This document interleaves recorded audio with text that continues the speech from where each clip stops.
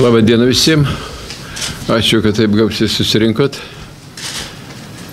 Pirmiausia, Krepšinio federacija vadovauja visom lygom, kurių yra 8.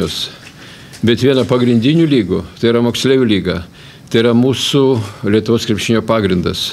Aišku, norint toliau mums įsilaikyti, būtina parama iš šalies. Mes labai džiaugiamės, kad Kraftas sutiko pratęsti sutartį, atsirado naujas rėmėjas Tele2 ir dar su malonumu būtų gerai, kad dar kas būtų.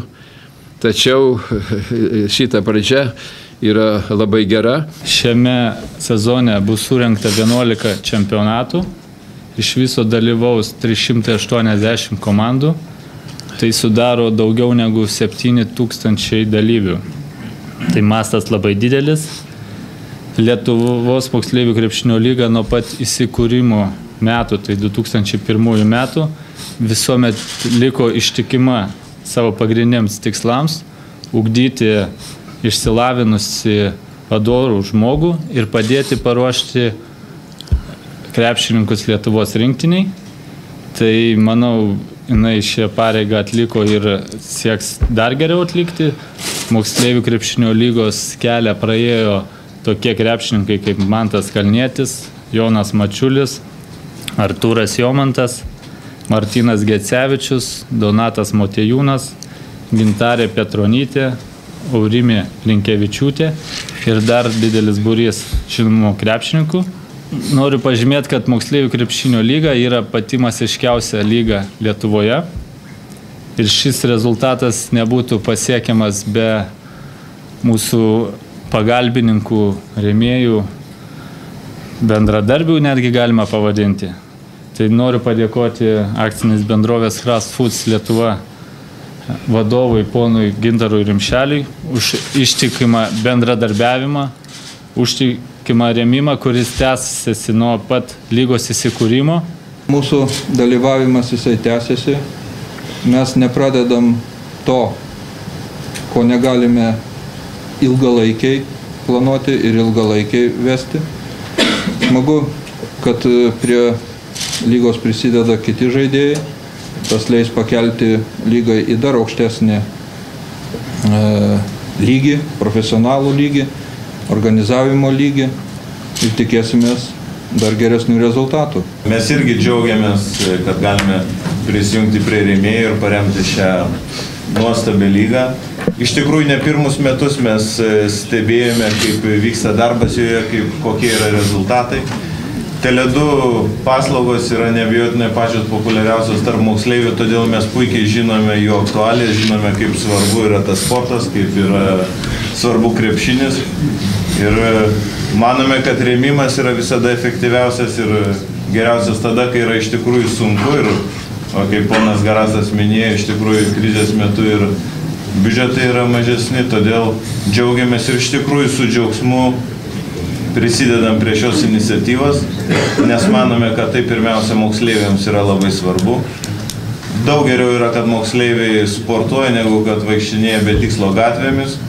Todėl manome, kad ši lyga, kuri, kaip ir visi žinome, yra kalvė, čempionų kalvė ateičiai, yra labai svarbi. Apie naujienas šiame sezone. Šiame sezone bus sužaista apie 4000 rungtynių ir jas aptarnaus 350 teisėjų. Tad pagrindinis dėmesys buvo skiriamas teisėjavimo kokybės gerinimui. Ir šiame sezone pirmą kartą teisėjaus tik tai licencijuoti teisėjai, tam, kad būtų išvengta įvairių nesklandumų ir nesusipratimų. Tam moksleivių lyga kartu su Teisėjų asociacija surengė 4 regioninius seminarus, kur buvo apmokomi jaunieji teisėjai bei vyresniesiems teisėjams paaiškinami moksleivių lygos teisėjavimo ypatumai.